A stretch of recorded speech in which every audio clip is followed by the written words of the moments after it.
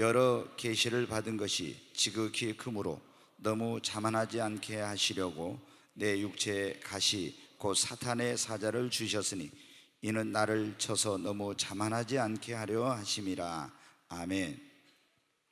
네, 오늘 우리가 읽은 이 고린도 후서라고 하는 이 성경 말씀은 그 유명한 대사도인 바울 사도가 고린도 지역에 있는 그 교회에게 보낸 두 번째 이제 이 서신입니다.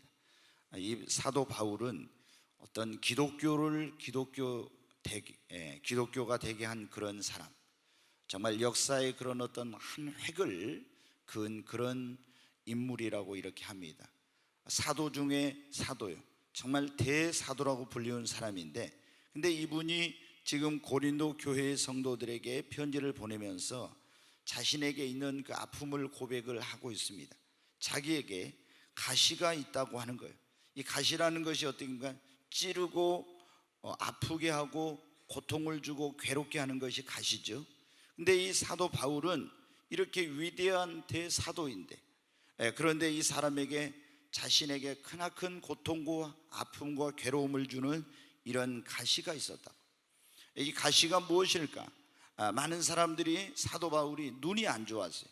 그래서 글을 제대로 읽지 못해서 다른 사람이 읽어준다든가 또 편지를 쓸 때도 불러주면은 그 편지를 받아서 써서 보내고 이렇게 하기도 하고, 또 한편으로는 사도 바울에게 있어서 간질병이 있었다고 그렇게 전해지고 있습니다. 그래서 여러분 아는 대로 그러잖아요. 간질이라는 갑자기 발작이 일어나가지고 사람이 의식을 잃고 거품을 흘리면서 쓰러져 버리는, 이게 어떤 정해진 시간이 있는 것도 아니고 때와 장소가 없이 어디서 이런 일이 일어날지 알지 못하는 거예요. 그런데 만약에 여러분 사도 바울이 생각해보면 설교하다가 갑자기 간질 발작 일어나가지고 강단에서 쓰러졌다면 이거 얼마나 엄청난 그런 일이겠어요. 그래서 사도 바울이 하나님 앞에 간절히 기도했어요. 3번 기도했는데 그냥 우리가 하나님 이 병을 고쳐주세요, 고쳐주세요, 고쳐주세요 이렇게가 아니라 하나님 앞에 정말 뜻을 정하고 작정해서 간절히 하나님 앞에 3번이나 간구했다는 겁니다. 그런데 하나님께서 다른 기도는 다 들어주신데 이 기도는 안 들어주시고 뭐라고 말씀하시냐면 내 은혜가 네게 족하도다. 이는 내가 약한 데서 내가 강하여짐이라고 이렇게 하시는 거예요. 여러분 우리 같으면 어떻겠어요? 하나님 앞에 막 고통스러워서 병 고쳐달라고 문제 해결해달라고 기도했는데 하나님이 안 고쳐주시고 문제 해결을 안 해주신다고 하면 어때요? 하나님 원망하고 불평하고 낙심할 수도 있는데, 사도 바울은 어떻게 돼요? 오히려 하나님 앞에 왜 하나님께서 자신에게 이 가시를 허락했는지, 그리고 왜 이 가시를 거두어주지 않으시는지 그것을 깨닫게 됨으로 말미암아 하나님 앞에 오히려 기뻐하고 감사하게 되었다고 하는 것입니다. 물론 그 가시 자체가 없어진 것은 아닙니다. 가시라는 것이 그러잖아요. 우리가 손톱 밑에 가시 조그만 게 들어가 눈에 잘 안 보이는데도 얼마나 고통스럽습니다. 혹시 여러분 생선을 드시다가 목에 가시가 걸려본 적이 있습니까? 그때는 정말 얼마나 고통스러운지 말할 수가 없죠. 우리가 어디 밭에 가서 무슨 낫으로 뭘 베다가 손에 가시가 여러분 찔려보세요. 그 말할 수 없는 고통입니다. 그런데 여러분 어디 이 가시라는 것은 우리에게 이런 아픔과 고통과 괴로움을 가져다 준 것인데, 바울은 그 고통과 아픔과 괴로움을 주는 이 가시를 하나님이 제거해 주시지 않았어도 기뻐하고 감사했다는 거예요. 여러분 오늘 우리 가운데도 보면 많은 분들이 이 자신의 삶의 아픔과 고통과 괴로움을 가져다 주는 가시를 지금 가지고 살아가고 있습니다. 어떤 분은 여러분 뭐예요? 자녀의 가시겠어요. 자식이 가시예요. 어떤 자녀에게 어떤 문제가 있는 거죠. 그래서 그 자녀로 말미암아 얼마나 가슴이 그 정말 가시로 찌르는 아픔과 그런 고통과 이런 것 속에서 살아가고 있는지 모릅니다. 그런 분들은 뭡니까? 자녀가 지금 가시예요. 그러잖아요. 어떤 정서적인 불안, 자녀에게 있는 어떤 질병, 이 해결이 안 되는 이런 것들 때문에 얼마나 부모들이 고통과 어려움을 당하고 있습니까? 이런 게 이제 가시죠. 또 그런가 하면 어떤 사람은 남편의 가시가 있습니다. 교회 다닌다고 핍박을 막 합니다. 이 남편이 가시 노릇에, 그런다고 집에 가서 가시 노릇 좀 그만해, 또 남편한테 그러지 말아요. 사탄이 꼭 가시 노릇 한다니까 뭐 이런 식으로 하면 큰일 나는 겁니다. 그러잖아요. 어떤 분은 더 심해가지고 사탄아 물러가라 막 남편한테. 그러면 내가 사탄이냐? 그럼 너는 뭐냐? 이러면서 이제 남편이 막 하죠. 여러분 절대 그게 아니에요. 여러분들 남편의 가시, 어떤 사람은 질병의 가시가 있어요. 이 하나님 앞에 어떤 고질적인 병, 불치병, 난치병 이런 병이 있는데 주님은 만병의 치유자이시잖아요. 그분에게는 능치 못하심이 없지 않습니까? 그분이 마음만 먹으면 고치려고 하면 못 고칠 병이 어디가 있습니까? 그런데 아무리 하나님 앞에 간절히 기도해도 고쳐주시지 않고 계속 일생 동안 그걸 안고 가는 그런 병이 있어요. 그것 때문에 여러분 얼마나 힘들고 괴로운지 모릅니다. 이게 뭐냐면 질병의 가시. 또 어떤 경우에는 시어머니가 혹은 시누이가 가시 노릇에 맨날 쿡쿡 찔러요. 그런 경험을 해보신 분들 있지요? 시어머니나 시누이가. 또는 여러분들 직장에서 어떤 동료가 가시 노릇에, 교회 안에서는 어떤 또 부딪히는 가시와 같은 그런 존재가 있어요. 여러분 때로는 목회자도 그런 그 가시와 같은 역할을 하는 사람들이 있기 때문에 굉장히 힘들어하는 그런 목사님들이 있어요. 그래가지고 목사님들이 병이 나기도 하고, 제가 최근에 어떤 들었는데요, 미국의 그 이민 목회죠. 미국에 가지고 이 목사님이 교회를 개척했는데 굉장히 성장을 했어. 어느 정도로 성장했냐면은 5,000명이 모이는 그런 정도로. 이민 목회에서 5,000명이라는 것은 어마어마한 거예요. 그런데 이 교회에 이제 이 목사님에게 가시가 하나 있는데 무슨 가시냐면은 어떤 그 여자 집사님이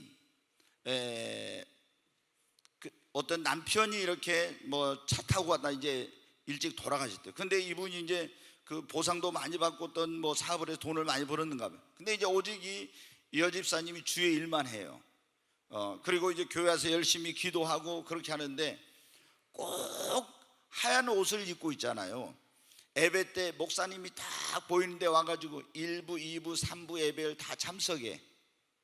그래가지고 하여튼 목사님이 이리 가면 이 따라다니고 저리 가면 저리 따라다니고, 그래가지고 너무 목사님이 힘들어서 장로님들한테 난 너무 저 집사님 때문에 힘들어서 목회하기 힘들다고 저분 좀 그냥 교회 안 나오게 좀 해달라고 했더니 장로님들이 어떻게 또 교회를 안 나오게 하냐고. 그래가지고 이제 그분이 계속 나와서 이 목사님이 도저히 거기서 목회를 못하겠다, 너무 스트레스를 받아가지고, 그래가지고 한국으로 이 목사님이 2년 전인가 작년인가 이제 왔어요. 근데 그 여집사님이 한국까지 쫓아왔다고 하는 소식이 들리더라고요. 얼마나 목사님한테 은혜를 받으면 그런지 모르겠어요. 네. 근데 하여튼 굉장히 이제 그분은 그래도 뭐 은혜를 받아가지고 가시 역할을 하는가 봐요. 그런데 어떤 분은 막 이제 굉장히 목사님을 공격해가지고 그 가시와 같은 역할을 하는 그런 분들도 있어요. 우리 교회는 목사를 공격하는 가시와 같은 사람이 없어서 제가 그래도 얼굴이 환합니다. 그런 목사님들을 보면 얼굴이 다 뭐냐 희쭈그리 하고요, 다 그늘지고 어둡고 그래요. 네, 여러분 어때요? 또 삶의 고통스러운 문제의 가시가 있죠. 아니면 신체적인 어떤 핸디캡이나 장애의 가시, 그렇지 않으면 자신의 과거에 좋지 못한 이력이나 그런 경력의 가시, 그것이 계속 따라다니는 거예요. 당신 과거 이랬잖아 어쨌잖아, 이런 가시가 굉장히, 이런 것도 가시 역할을 합니다. 뿐만 아니라 여러분 어때요? 경제적 어려움, 이 가난이라든가 궁핍함의 그런 가시, 자신의 힘과 능력으로 해결할 수 없는 이 문제, 이것이 뭐냐면 가시예요. 근데 이게 계속 해결이 안 되는 거예요. 여러분 그래서 뭐라고 합니까? 인생은 비단길이 아니라 뭐라고요? 가시밭길이라고 그런 말 있잖아요. 인생은 가시밭길이라고. 여러분 그래서 이것을 해결해 보려고 가시를 뽑아내려고 몸부림을 칩니다. 그리고 노력도 만약 할 수 있는 걸 다 해봤어요. 그리고 기도도 했어요. 근데 사도 바울처럼 다른 기도는 하나님이 다 들어주신데 어떻게 돼? 이거는 안 들어주시는 거예요. 그래서 우리 생각이 어때요? 왜 하나님께서 이 아픔과 나에게 고통과 괴로움을 주는 이 가시를 제거해 주지 않는지, 이걸 뽑아주지 않는 건지. 그래서 하나님이 나를 사랑하지 않는 걸까? 정말 하나님은 계시는 걸까? 때로는 그것 때문에 하나님에 대한 원망과 불평이 나오기도 하고, 또 여러분은 어떻게 돼요? 그런 하나님께서 나에게 어떤 무슨 죄가 있어서 이런 것을 허락하신 것 아닌가? 별별 생각이 여러분 다 들 수가 있어요. 여러분, 근데 가시가 없는 사람은 거의 없고, 다 보면 가시가 하나씩 있어요. 근데 오늘 설교의 제목이 이거예요. 하나님께서 사도 바울에게 가시를 허락하셨잖아요. 근데 우리에게도 이런 가시가 있는데, 하나님이 가시를 허락하신 목적, 그 이유가 뭔지에 대해서 그거를 오늘 말씀을 드리려고 하는 거예요. 여러분, 하나님께서 왜 우리에게 이 가시를 허락하시냐? 그러면 우리로 이것을 통해서 자신의 약함과 유한한 인생의 그 한계를 깨닫고 하나님 앞에 나오게 하려고 그런 것입니다. 여러분, 우리는 아무런 문제가 없으면 어때요? 배부르고 등 따시고 형통하고 아무런 삶의 고통과 어려움과 문제가 없으면 하나님을 찾지 않습니다. 예수님을 믿을 생각을 하지 않아요. 내 힘으로, 내 능력으로 살아갈 수 있는 줄 압니다. 그런데 어떻게 돼요? 이런 방법으로도 저런 방법으로도 온갖 모든 것을 다 했어도 해결할 수 없는 나에게 고통과 아픔과 괴로움을 가져다주는 그런 가시가 있게 될 때 자신의 한계를 깨닫게 됩니다. 인간의 그 연약함을 알게 됩니다. 그래서 그 가시의 고통과 괴로움과 아픔 속에서 어떻게 됩니까? 이제 하나님을 찾게 되는 거죠. 그것 때문에 예수를 믿게 되고, 그것 때문에 신앙을 갖게 되고, 그것 때문에 구원을 받게 됩니다.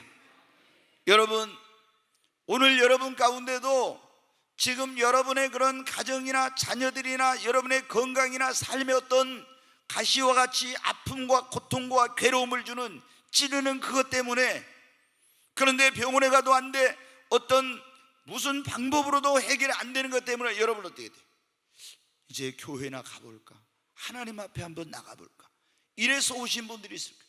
하나님이 여러분을 그런 것을 통해서 하나님 앞에 나오도록 불러가지고 여러분에게 영원한 생명과 구원의 은혜를 베푸시려고 그렇게 하신 것입니다. 우리 대한민국의 최고의 지성으로 일컬어지는, 전에 문화관광부 장관을 했던 이어령 박사라고 하는 사람이 있죠. 대한민국 아주 최고의 지성 가운데 한 사람이에요. 그런데 이분이 여러분 어때요? 전에 이화여대 교수이기도 하고 글도 잘 쓰고 얼마 그 사람이 머리에 드는 게 많은지 몰라요. 그런데 이분이 여러분 어때요? 가시가 있었어요. 뭐냐? 사랑하는 그 딸이 유명한 그런 정치인의 아들하고 결혼을 했는데요, 미국에 유학을 가서 있으면서 이혼을 했어요. 그리고 아이를 낳는데 이 아이에게 큰 엄청난 또 손자에게 어려움이 생겼어요. 그런데 여러분, 또 이 딸에게 어때요? 실명의 위기가 왔습니다. 그리고 나중에는 이 사랑하는 딸이 암으로 투병을 하게 되는 거예요. 여러분 어때요? 자기가 정말 교만했고, 그리고 대한민국의 정말 지성을 대표하는 그런 사람이었는데, 자기의 그런 가지고 있는 지식과 능력과 돈과 명예와 그 어떤 것으로도 이걸 해결할 수가 없는 거예요. 그래서 하나님 앞에 자신이 얼마나 무력한 존재이고 얼마나 연약한 존재인지를 깨닫고 하나님 앞에 천부여 의지없어 나왔어요. 그리고 여러분, 예수 그리스도를 그것 때문에 자신의 구주와 주님으로 믿고 구원을 받았습니다. 그리고 이어령 박사가 지성에서 영성으로라는 그런 책을 썼어요. 이 사람이 원래 지적인 사람이잖아요.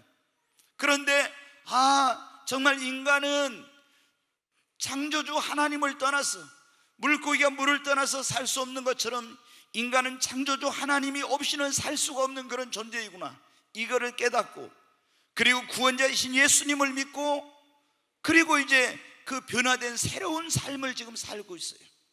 여러분, 하나님께서 우리에게 이런 가시, 이 나에게 찌르는 아픔과 고통과 괴로움을 주는 이런 문제를 허락하신 것은 바로 우리로 주님 앞에 나오라고 하는 하나님의 여러분 사인인 것입니다. 여러분, 만약 여러분 가운데 그런 분들이 있다면 하나님 앞에 나오시기를 바랍니다. 여러분, 복 중에 가장 큰 복이 무엇입니까? 물질의 복, 건강의 복, 자녀의 복, 여러분 명예를 얻는 것, 그 어떤 것보다도 예수 그리스도를 믿고 죄 사함 받고 구원받아 영생 얻는 것, 하나님 자녀가 되고 하나님의 나라를 유업으로 얻는 것이 최고의 여러분 복인 것입니다. 하나님께서 여러분에게 그 복을 주시려고 이 가시의 아픔과 고통을 허락한 것입니다. 여러분, 하나님께서 우리에게 가시를 허락하신 이유, 그 목적이 뭐냐면 두 번째, 우리로 교만하지 않도록 하기요. 거기 보면 그랬잖아요. 7절 말씀을 다시 한번 같이 읽습니다. 7절, 여러 계시를 받은 것이 지극히 크므로 너무 자만하지 않게 하시려고 내 육체의 가시 곧 사탄의 사자를 주셨으니 이는 나를 쳐서 너무 자만하지 않게 하려 하심이라. 아멘. 네, 이 고린도후서 12장에 보면요, 사도 바울이 자기의 영적인 체험을 그 앞부분에 말해놨어요. 사도 바울은 어떻게 돼? 이 우리가 영혼의 이탈이라는 게 있어요. 뭐냐면은 인간은 영과 혼과 육으로 되어 있는데, 이 사도 바울이 어떤 기도하다가 영과 이 육이, 영혼과 육체가 분리되는 현상이 일어났다는. 그래가지고 우리가 그걸 입신이라고도 하고 그렇게 하는데, 영혼이 자기 몸에서 이탈이 돼 분리가 돼가지고 어디를 갔냐면 하늘나라를 간 거예요. 거기 낙원에 가서 주님을 만나게 되고, 그리고 천국 지옥 다 구경하고 왔죠. 거기서 주님을 만나서 놀라운 그런 계시를 받았어요. 그러니 여러분 어때요? 사도 바울은 또 얼마나 대단한 사람입니까? 죽은 사람도 수많이 살렸어요. 그리고 병든 자를 고쳐, 손수건만 갖다가 얹으면 귀신이 나오고 병이 떠나가고, 여러분 뭐 그림자만 밟아도 그런 역사가 일어나고 엄청난 그런 역사가 일어났어요. 근데 여러분 어떻게, 우리가 사람이 그러잖아요. 지식이 많거나 돈이 많거나 권력을 가졌거나 영적인 체험이 특별하거나 큰 능력이나 은사를 가졌거나 대단한 어떤 것이 있게 될 때 사람들은 어떨 가능성이 많냐면 교만하게 될 그런 가능성이 많아요. 그러죠? 배움이 없는 사람, 가진 것 없는 사람, 체험이 없는 사람, 돈, 명예, 권세 없는 사람이 교만한 사람 어디 있습니까? 그러나 이런 걸 가진 사람들은 교만하기가 쉬워요. 근데 사도 바울은 여러분 보세요. 얼마나 놀라운 영적인 체험을 했는지, 굉장한 그런 거예요. 그래서 교만할 위험성이 너무나 있어서 주님께서 어떻게 합니까? 그 여러 계시를 받은 것이 너무 크므로, 지극히 크므로 너무 자만하지 않게 하시려고 내 육체 가시 그 사탄의 사자를 주셨다 했죠. 여러분, 우리가 여러분 어떻게, 내가 다 뭐 잡아요. 어떤 분들은 그런 말들이 있어요. 대형교회 목사님들 대부분 자녀들이 문제가 있는 그런 경우가 많다, 그런 얘기를 하더라고요. 여러분 어때요? 막 큰 교회를 이루었어. 근데 조영기 목사님도 젊어서는 여러분 어때요? 자식 문제가, 아니 질병 가지고, 질병의 가시, 폐가 없잖아요. 질병의 가시로 죽었다 깨어나고 얼마나 힘들었는지 몰라요. 나이가 먹어서는 이제는 자식의 가시 때문에 고통과 어려움을 당했어요. 근데 어떤 분이 그런 얘기를 했어요. 대한민국 대형교회 목사님들 그 자녀들 가운데 뭐 깡패도 있고, 뭐 완전히 좀 그 딸들 가운데 이상한 애들도 있고, 이런 경우가 많다는 거예요. 하나씩. 왜? 대형교회를 이루어서 와, 저 목사님 대단해, 능력 대단해, 막 이런 식으로 추앙을 받고 존경을 받고 인정을 받을, 그러면 어떻게 돼요? 자기 목에 뻣뻣해지고 어깨에 힘이 들어가고 교만해질 수 있는데, 아니 그 자식 때문에 어떻게 돼요? 아무리 대형교회를 이루었어도 그 자식 때문에 어디 가서 어떻게 돼? 자기가 교만하려 할 수가 없는 거지. 그러잖아요. 겸손해진다는 거예요. 여러분 어때요? 하나님께서 우리에게 이 가시를 허락하신, 이렇게 뭡니까? 우리로 교만하지 않도록, 자고하지 않도록. 여러분, 기독교 2000년 역사에 정말 이 황금의 입이라고 해가지고요, 설교를 얼마나 잘하는지, 설교의 황태자라고 하는 이 스펄전이라는 목사님이 있었어요. 정말 제가 그분의 설교집을 읽어봤는데, 설교집을 읽어봐도 얼마나 은혜스러운지 몰라. 우리는 여기서 물 한 방울이 뚝 떨어지면 그냥 물이 뚝 떨어졌다는데, 이분은요, 이 물 한 방울 떨어진 것을 세상에 이렇게 아름답게 표현할 수 있을까? 그런 정도로 기가 막힌 그런 사람이에요. 그런데 이 목사님이 19살의 나이에 여러분, 영국의 런던에 있는 태버네클 처치라고 하는 그런 교회에 이제 초청을 받게 됐어요. 왜냐하면 이 사람이 17살에 시골에 가서, 우리 나이로 하면 19살이죠. 시골에 가서 시골 교회에서 설교를 했는데 시골 교회가 뒤집어져 가지고 엄청난 부흥이 일어났어요. 근데 영국에 그때 이 큰 교회가 몇백 명 모일 때인데 그 교회가 굉장히 큰 교회인데 담임 목사님이 공석이 돼 가지고 소문을 들어보니까 이 찰스 하돈 스펄전이라는 이 사람이 엄청나게 설교를 잘한다는 거예요. 그래서 이제 그분을 초청해 왔는데 시골에서 기차를 타고 이제 왔는데 거기 침례교는 장로님이 없으니까 안수 집사님인데 안수 집사님 딱 가서 보니까 어떻게 돼요? 완전히 시골뜨기 있잖아요. 19살에 시골뜨기가 이제 온 거예요. 야, 완전히 그 시골 청년 모습 그대로. 그런데 이 청년이 와서 설교를 하는데 지금까지 들어보지 못한, 상상할 수 없는 그런 정말 차원 높고 깊고 오묘한 그런 하나님의 말씀으로 막 그냥 교회가 발칵 뒤집어졌어요. 그래서 담임 목사로 19살 먹은 스펄전을 초청했어요. 그리고 여러분들 그 런던의 서레이 음악당이라고 하는 2만 명이 들어가는 그런 음악당인데 거기서 매주 집회를 하는데 그 음악당이 다 꽉 차고 인산인해를 이룬 거예요. 교회가 그 당시에 여러분들 6천 명이 들어갈 수 있는 예배당을 짓고 어마어마한 부흥을 경험했어요. 그런데 여러분 어때요? 그러면 교만해지고 자만해질 수 있잖아요. 하나님이 이 스펄전 목사님에게 통풍을 허락했어요. 통풍. 이 통풍이라는 병은 얼마나 몸에 고통을 가져다 주는지 몰라요. 온몸을 칼로 도려내는 것 같아요. 그래서 겨울이 되면은 영국에서 런던에서 목회를 할 수가 없어요. 따뜻한 그 유럽의 휴양지나 이런 곳에 가서 몇 개월 동안 쉬었다 와야 될 정도로 그런 고통을 그분이 돌아가실 때까지 겪으면서 살았어요. 왜 하나님께서 이분에게 죄가 있어서 뭐가 잘못해서? 아니에요. 하나님이 너무 자만하지 않고 자고하지 않도록. 여러분, 우리가 여러분한테 가시가 없으면 교만하기 쉬운 거예요. 내가 잘 나가고 형통하고 큰 은혜를 받았을 때 우리는 다른 사람을 함부로 판단하기 쉽고 정죄하기 쉽고 잘난 체하고 나를 대단한 존재로 생각하기 쉽습니다. 그래서 여러분, 하나님께서 우리를 자고하지 않도록 하려고 어떻게 돼요? 이런 우리에게 아픔과 고통과 괴로움을 주는 가시 같은 존재를 허락한 거예요. 여러분, 성경에 뭐라 했습니까? 제일 무서운 것이 뭡니까? 교만은 패망의 선봉이요 교만은 멸망의 앞잡이입니다. 교만이 제일 무서운 거예요. 교만한 사람은 넘어집니다. 교만한 사람은 실패합니다. 그리고 패망하고 여러분 멸망의 길로 가는 거예요. 성경에 보면 하만이 교만했다가 총리에서 여러분 어때? 멸망의 길로 갔고, 느부갓네살왕도 교만했다가 정신병자가 됐고, 여러분 아수르왕도 하나님이 어디 있냐고 막 교만했다가 여러분 자기 아들의 칼에 죽었고, 여러분 교만한 사람은요 성경에 보면 다 망했어요. 영적인 체험을 좀 했다고, 돈이 있다고, 배웠다고, 명예가 있다고, 권세가 있다고 여러분 우리는 교만하면 안 돼. 하나님이 우리로 교만하지 못하도록 하기 위해서 여러분 어떻게 돼요?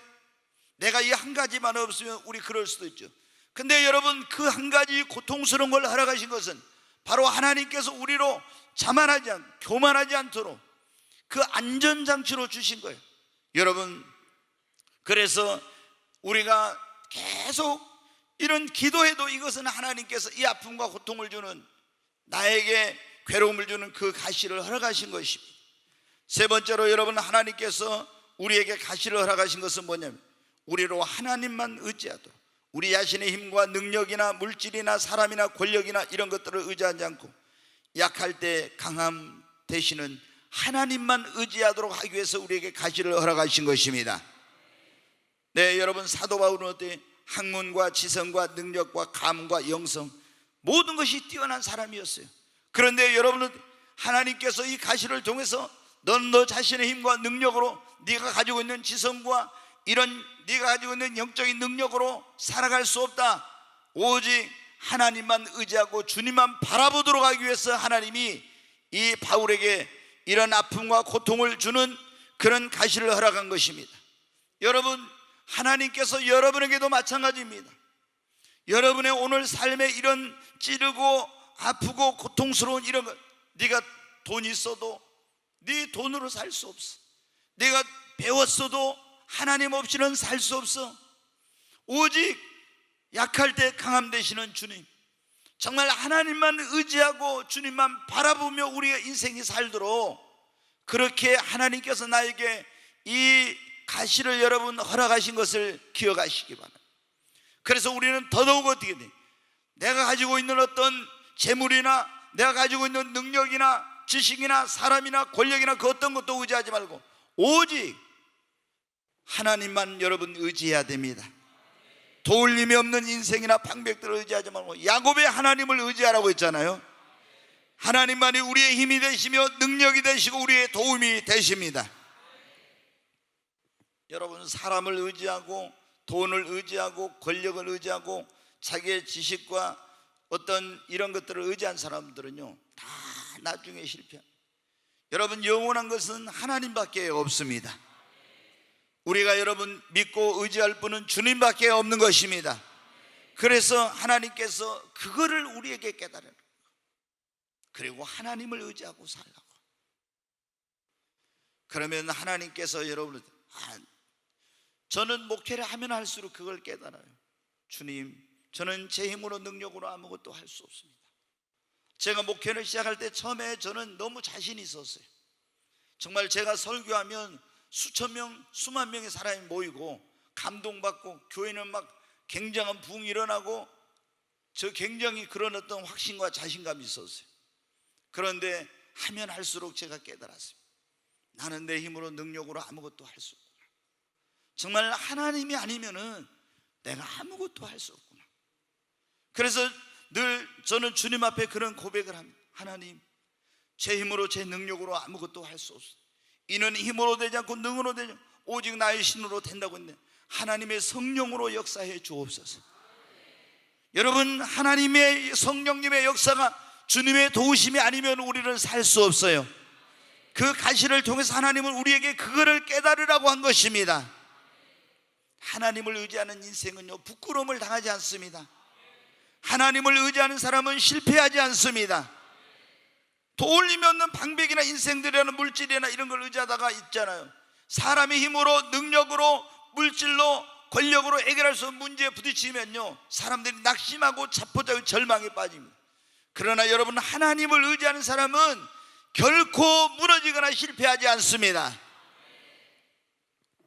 오늘 왜 하나님께서 우리에게 이 고통을 주는, 찌르고 아픔과 괴로움을 주는 이 가시를 허락하신 그런 말씀을 듣고 있는데, 이 가시를 통해서 하나님이 우리의 믿음을 성장시키고 우리를 변화시켜서 하나님의 축복받게 쓰임받기에 합당한 그릇을 만들어서 하나님이 우리에게 복을 주시고 귀하게 쓰시려고 그렇게 하신 것입니다.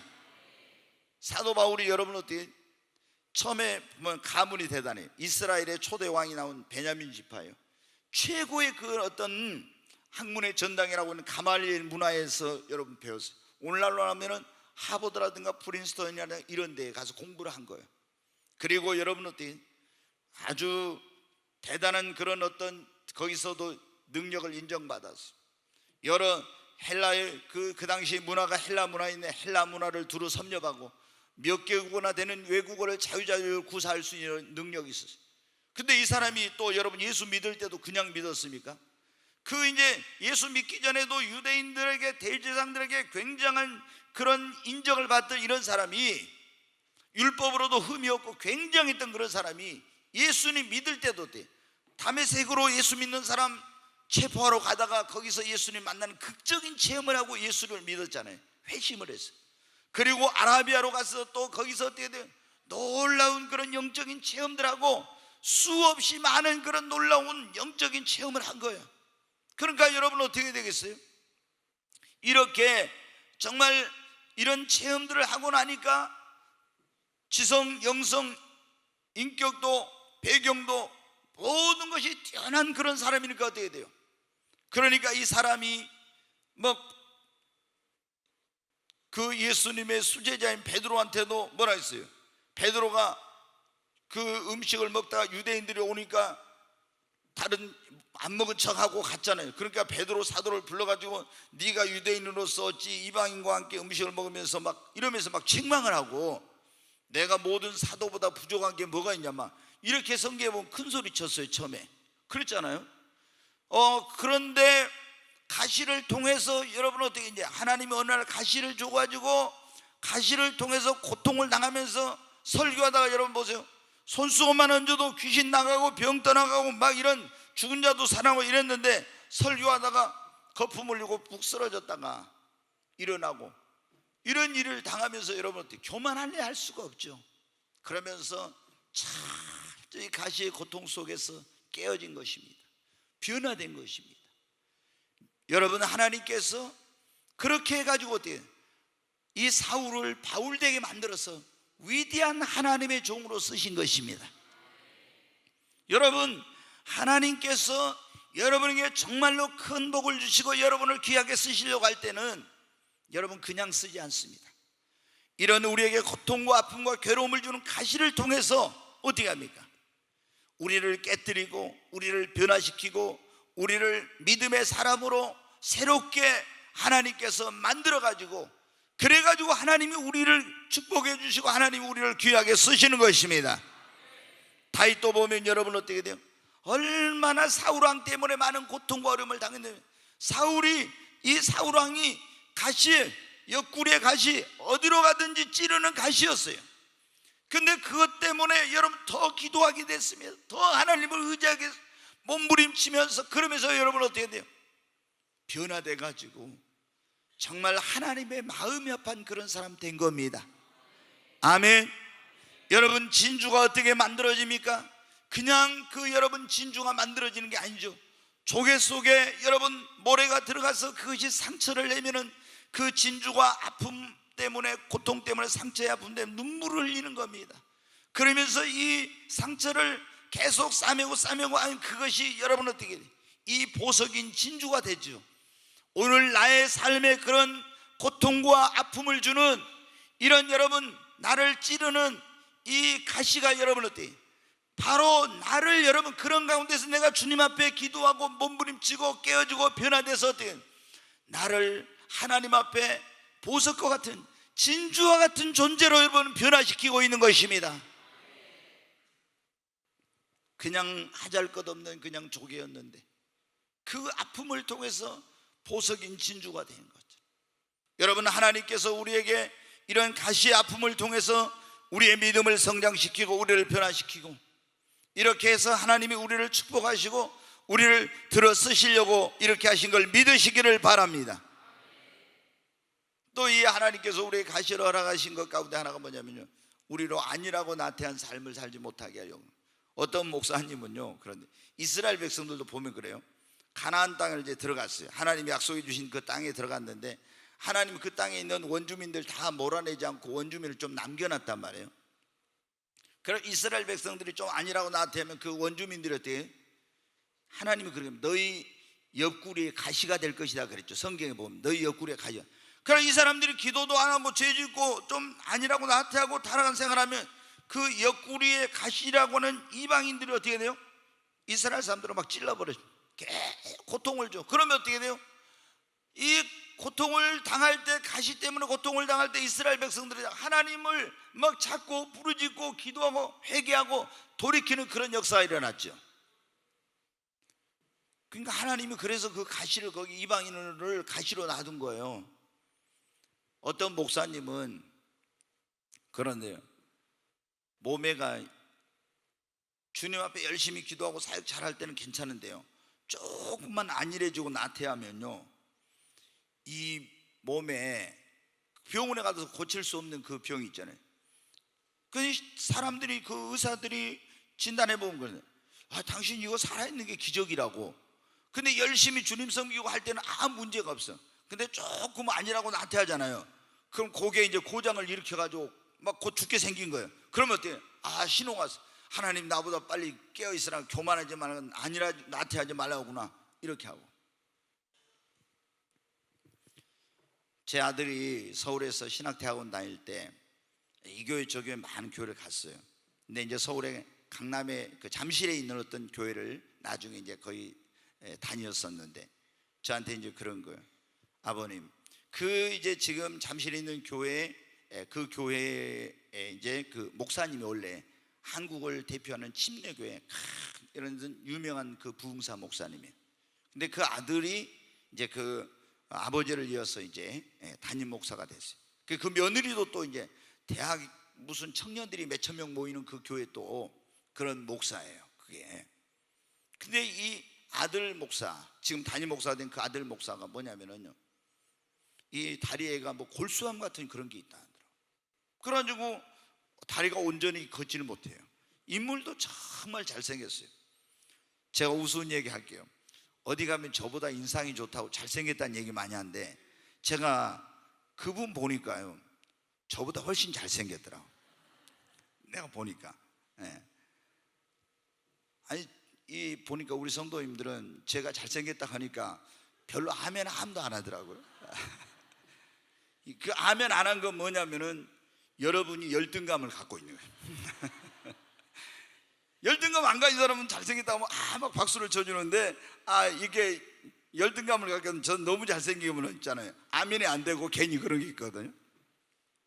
근데 그 목사님은 제가 보니까 진짜 잘생겼어요. 저도 정말 젊었을 때 잘생겼었거든요. 근데 진짜 잘생겼더라고요, 그 목사님. 근데 여러분 보세요. 미국에 가서 공부도 많이 하고 훌륭한 목사님, 그 아버지 목사님 밑에서 그런 수업도 받고 교육도 잘 받고 다 이렇게 가지고 또 큰 교회를 이렇게 하고, 우리 아들이 그래요. 자기가 어디 교회 막 대형 교회들 다 가봤지만 그 목사님처럼 설교 잘한 사람 못 봤다고. 정말 설교 잘하고 은혜스럽다고. 그런데 그 목사님 어때요? 다리에 골수암이 있어요. 치료가 안 되는. 그래가지고 어떻게 돼요? 다리도 약간 절고, 지금도 거기에 아이도 없고 그 집에. 근데 여러분, 하나님께서 왜 그렇게 하셨겠어요? 하나님만 더 의지하고 교만하지 않고, 그리고 정말 주님만 바라보게 하기 위한 거예요. 그리고 아니라고 나태한 삶을 살지 않도록 하기 위해서 그렇게 하신 것입니다. 더 하나님이 그것을 통해서 귀하게 쓰시려고. 여러분, 하나님이 여러분 가운데 오늘 그런 분들 계시죠? 왜 우리 가정에, 왜 우리 집에, 나의 인생 가운데 이런 고통과 아픔과 괴로움을 주는 것을, 왜 이런 자녀를 주시고 이런 질병을 주시고 왜 이런 문제를 허락하시고, 여러분 가운데 그런 분들 계시죠? 근데 여러분, 주님은 뭐예요? 오늘 우리가 이걸 잘 알았네. 바울과 같이 그렇게 위대한 사도에게 하나님이 그를 저주받으라고, 너 고통 좀 당해보라고 사랑하지 않았어가 아니에요. 하나님이 그를 사랑해서. 그래 여러분, 하나님께서 우리에게 가시를 허락하신 목적, 그 이유 가운데 하나는 뭐냐면요, 우리가 이 가시의 아픔과 고통과 괴로움을 통해서요, 어떻게 되냐면 나와 같은 이 가시의 아픔과 고통을 겪고 있는 사람들을 이해하게 되고요, 그런 사람들에 대해서 관심을 갖게 되고 돌보고 위로하고 격려하는 새로운 삶을 살도록 하기 위해서 그러실 수도 있어요. 아멘. 여러분, 내가 자녀 문제로 고통을 당해본 사람은 어때요? 다른 사람들이 자녀 문제로 고통을 당할 때 그 아픔을 이해할 수가 있어요. 여러분 어떠세요? 남편이 어떤 알코올 중독으로 해가지고 막 어려움을 겪은 그런 아내는, 어떤 집에 남편이 알코올 중독인 그런 사람들의 그 가정의 형편, 그걸 이해할 수 있어요. 홀사모의 대부라고 하는 이에스더 목사님이라고 하는 분이 있어요. 여자 목사님이신데 요나 영성원이라고 해갖고 하고 있는 분. 근데 그분이 어떻게 되냐면 정말 미모가 뛰어난 그런, 남원에서 미스 춘향을 뽑을 때 춘향으로 뽑혔어요. 그러니까 얼마나 미모가 뛰어나겠어요. 그래, 원래 이제 학교 교사였는데 이분이 미스 코리아를 나가려고 그랬어요. 이제 그 미스 코리아 선발대회를. 거기 춘향이 뽑혔으니까 얼마나 대단했겠어요. 근데 집안의 그 반대에도 무릅쓰고 이제 가난한 전도사하고, 옛날에 수십 년 전엔 전도사들이 있잖아요. 교회 개척하면요, 밥도 못 먹고 라면도 못 먹을 때도 많았어요. 금식이 아니라 kum식을 할 때도 많았어요. 근데 주의 종이 되려고 하면은 정말 어떤 사명감이 없이는 할 수가 없는 거였어요. 근데 그 이제 가난한 전도사하고 이제 결혼을 했어요. 그 아이를 셋인가 낳았는데 40일 금식하고 나서 있잖아요, 이 남편이 건강을 제대로 회복하지 못하고 젊은 나이에 세상을 떠나버렸어요. 여러분, 아니 30대 이제 그 젊은 나이에 자녀 3명 놔두고 이 남편이 가버렸어. 이제 그 나이에 과부가 됐으니 이게 어떻게 돼? 생활고에 몸에 얼마나 많은 고통과 어려움을 겪었느냐. 그러면서 어떻게 자기가 그 어떤 아픔과 고통을 겪으면 그런 과정들을 이제 극복해 가면서 어때야 돼? 그제야 비로소 어때야 돼? 그 남편이 세상을 먼저 떠나가지고 파출부를 하고 어디 가서 뭐 이런 여러 가지 일들을 하는 그런 사모님들의 그런 현실과 상황을 보게 된 거예요. 그런 관심을 갖게 된 거예요. 그래서 안 되겠다, 이런 사모님들을 도와야지. 그래가지고 홀사모 선교회라는 걸 만들고 사모님들을 위로하고 돕는 일을 하면서 지금까지 여러분 해오고 있어요. 자기가 그런 아픔과 고통을 겪지 않았다면 어떻게 그런 분들의 아픔과 고통을 이해할 수 있겠습니까? 하나님께서 우리에게 이 가시의 고통과 그 괴로움과 아픔을 허락하신 것은 내가 받은 그 아픔과 고통과 이런 걸 통해서 내 주변에 있는 사람들에 대한 이해, 관심을, 그리고 나로 이제는 나 자신을 위해 살지 않고 그런 아픔과 고통과 가시의 그 괴로움 속에서 살고 있는 사람들을 돕는 일에 하나님이 나를 축복의 통로로 쓰시려고 그렇게 할 때도 있습니다. 고린도후서 1장 3절로 4절 한번 보겠습니다. 같이 읽습니다. 찬송하리로다. 그는 우리 주 예수 그리스도의 하나님이시요 자비의 아버지시요 모든 위로의 하나님이시며 우리의 모든 환난 중에서 우리를 위로하사 우리로 하여금 하나님께 받은 위로로서 모든 환난 중에 있는 자들을 능히 위로하게 하시는 이시로다. 아멘.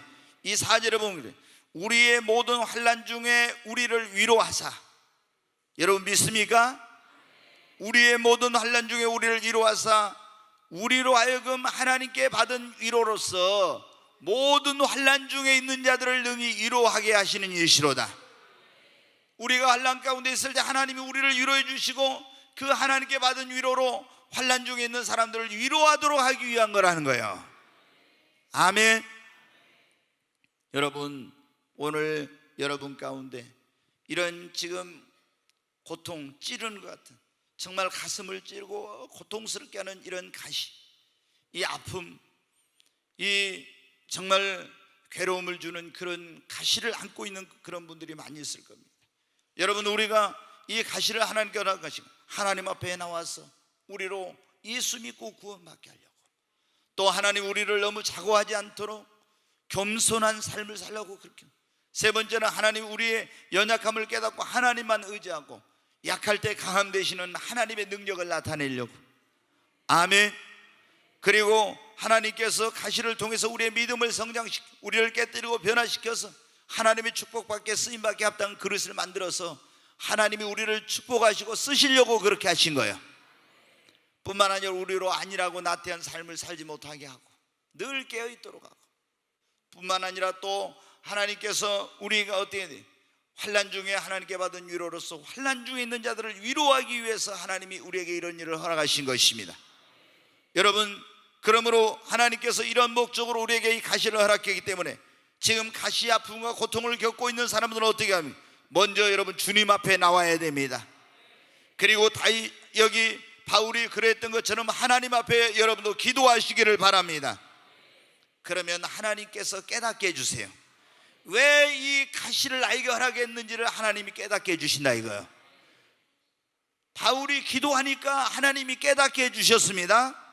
오늘 여러분에게도 이 깨닫는 은혜가 임하기를 주의 이름으로 축원합니다. 그리고 우리는 겸손해야 합니다.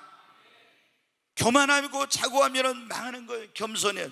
그리고 사람을 의지하지 마, 물질을 의지하지 마, 다른 걸 의지하지 마, 주님만 의지해야 됩니다. 사도 바울이 여러분 이 가시의 고통 속에서 여러분 어때요? 하나님을 원망했습니까?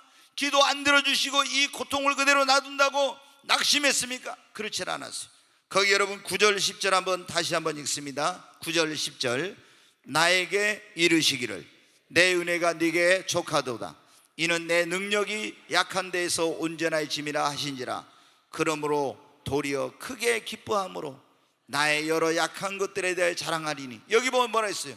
아니 거기 나오는 여기 보면 내 은혜가 너게 족하도다. 내 능력이 약한 데서 온전하의 짐이라.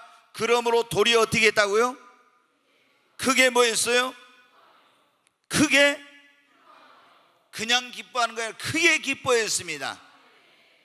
여러분, 하나님이 여러분에게 이 가시의 고통을 허락하신 것을 낙심하고 원망하고 불평하지 말고, 이 왜 하나님이 가시를 허락했는가 그걸 깨달으시고 여러분 이 바울처럼 기뻐할 수 있기를 바랍니다. 감사하시기를 바랍니다. 10절에 여러분 보세요. 또 한 번 읽겠습니다. 10절. 그러므로 내가 그리스도를 위하여 약한 것들과 능력과 궁핍과 박해와 공고를 기뻐하노니 이는 내가 약할 그때의 강함이라. 아멘. 여기도 그랬잖아요. 내가 그리스도를 위하여 약한 것과 능력과 궁핍과 박해와 공고, 다 이게 뭐 가시와 같이 찌르는 거 아니고, 능력도 궁핍도 박해도 공고도 찌르는 거죠. 그런데 이러한 것들을 내가 뭐라고 했어요? 기뻐하노니. 아멘. 하나님 감사합니다. 하나님, 내가 이런 가시가 없었으면 나는 예수도 안 믿고 하나님도 모르고 살다가 지옥 갔을 건데, 하나님께서 이 가시를 통해서 내가 하나님 앞에 나와서 예수 믿게 해주시니 감사합니다. 아멘. 나로 교만하지 않게 해주시니 감사합니다. 하나님, 나로 사람을 의지하지 않고 권력을 의지하고 돈을 의지하고 하나님을 의지하고 살게 해주시니 감사합니다. 하나님, 이것을 통해 나를 연단해서 더 큰 복을 주시려고 더 귀하게 쓰시니 하나님 감사합니다. 여러분, 이제 성경 구절 한 구절만 더 보겠습니다. 시편 119편 71절입니다. 같이 읽습니다. 고난 당한 것이 내게 유익이라. 이로 말미암아 내가 주의 율례들을 배우게 되었나이다. 아멘. 여기 고난 당한 것이 뭐라고요? 유익이라고. 여러분, 고난은 당시에 즐거워 보이지 않지만 고난 당한 것이 우리에게 뭐가 돼요? 유익이 돼. 근데 원망하고 불평하고 낙심하고 막 이렇게 하면은, 하나님 대적하면은 고난이 유익이 안 돼. 근데 오늘 말씀처럼 이 고난 가운데 가시가 왔을 때 내가 주님 앞에 나오고 기도하고 그리고 겸손하게 되고 주님을 더 의지하고 하나님 앞에 기뻐하고 감사하면 고난은 어떻게 돼요? 유익이 됩니다. 하나만 더 보십시오. 로마서 8장 28절 말씀 같이 읽습니다. 우리가 알거니와 하나님을 사랑하는 자 곧 그의 뜻대로 부르심을 입은 자들에게는 모든 것이 합력하여 선을 이루느니라. 아멘. 우리가 알거니와 하나님을 사랑하는 자 곧 그의 뜻대로 부르심을 입은 자들에게는 모든 것이 합력하여 뭐를 이루어요? 여러분의 인생과 삶 속에 아픔과 고통을 주는 가시도 하나님을 사랑하면은, 여러분이 하나님의 뜻대로 부르심을 받았으면 이 모든 것이 합력하여 여러분에게 선을 이루게 됩니다. 그러므로 우리는 절대로 어떻게 어떤 지금 당장 그 가시의 아픔과 고통이 있더라도 낙심하거나 원망하거나 그렇게 하지 말고 기뻐하고 감사하고 하나님을 변함없이 사랑하는 여러분 되시기를 바랍니다. 그러면 그 고난이 유익이 되고 여러분에게 모든 것이 합력하여 선을 이루게 될 줄로 믿습니다.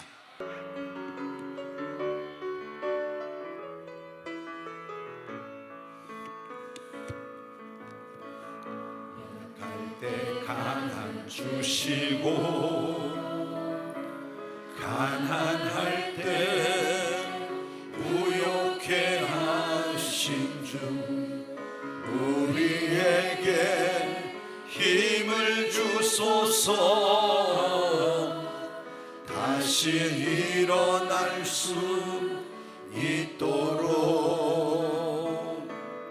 이제 긍휼 가운데 회복해 하사 우리 영혼 자유케 건져주시고. 카메라 이거 제대로 잡아요. 방송실 카메라를 제대로 잡으라고. 다시 살려 주소서. 주 성령이 이곳에 임하사 거룩한 주의 백성으로 이곳에 주의 영이 가득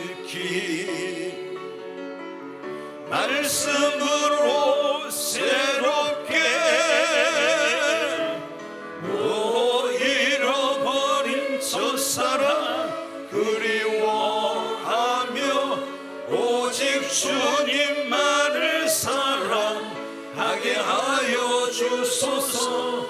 이제 주의 임재 가운데 거하게 하며 다시 주의 영광 보게 하소서. 다시 한번 하겠습니다. 약할 때 강함 주시고, 약할 때 강함 주시고 가난할 때 부욕해 하신 주, 우리에게 힘을 주소서. 다시 일어날 수 있도록 이제 긍휼 가운데 회복해 하사 우리 영혼 자유케 건져 주시고 죽었던 신령 다시 살려 주소서. 주 성령이 이곳에 임하사 거룩한 주의 백성으로 이곳에 주의 영이 가득히 말씀으로 새롭게 잃어버린 첫사랑 그리워하며 오직 주님만을 사랑하게 하여 주소서. 이제 주의 임재 가운데 거하게 하며 다시 주의 영광 보게 하소서. 우리 두 손을 듭니다. 주여 세 번 외치고 하나님 앞에, 하나님께서 왜 나의 삶 속에 이런 아픔과 고통과 괴로움을 주는 가시를 허락했는지 이 말씀을 통해서 우리가 들었습니다. 하나님, 이제 왜 우리 가정에, 나의 인생과 삶 속에, 나의 자녀들에게 이런 일을 허락하셨는지 하나님 이제 알겠습니다. 깨닫게 해주시니 감사합니다.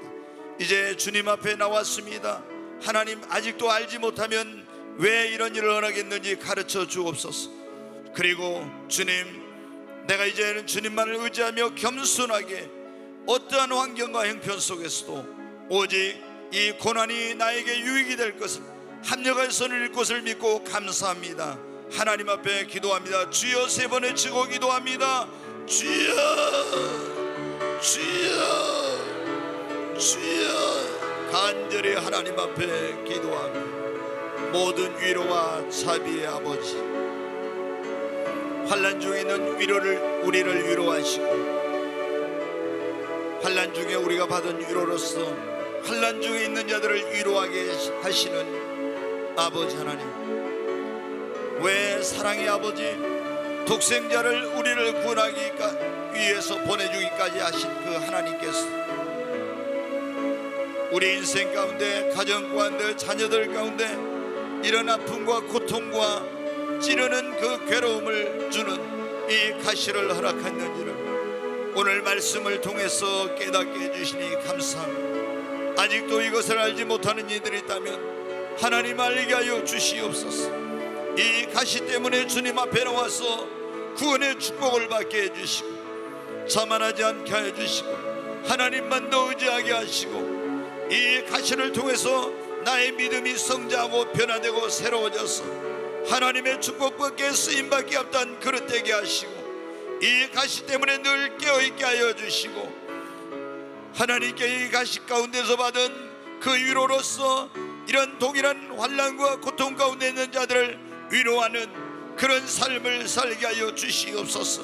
사도 바울이 하나님이 이 가시를 허락하신 그 목적과 이유를 깨닫고 기뻐하고 감사하고 겸손한 가운데 더 주님만을 의지함으로 더 크고 놀라운 하나님의 능력이 나타나고 더 위대한 하나님의 종으로 쓰임받게 된 것처럼, 하나님 저희들에게도 이러한 놀라운 은혜를 베풀어 주시고 하나님 역사해 주시옵소서.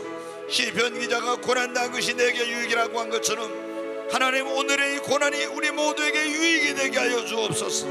하나님을 사랑하고 그 뜻대로 부르심을 입은 자들에게는 모든 것이 합력하여 선을 이룬다고 하신 하나님, 우리의 인생 가운데 일어난 이 모든 것들이 합력하여 선을 이루게 하여 주시옵소서. 귀하신 예수님의 이름으로 기도하옵나이다. 아멘.